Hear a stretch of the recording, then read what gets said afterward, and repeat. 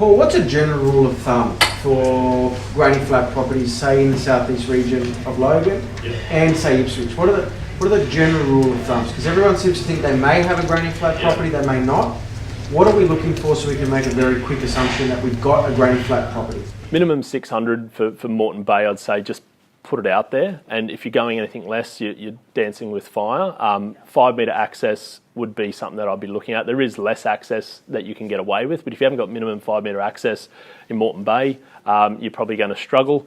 Ipswich, they are gazetting changes there. It'll probably be minimum 800 square metres. So, and Logan's going to be quite similar. I think 700 square metres from memory, might be 750. But there is going to be minimums there. So effectively more is more.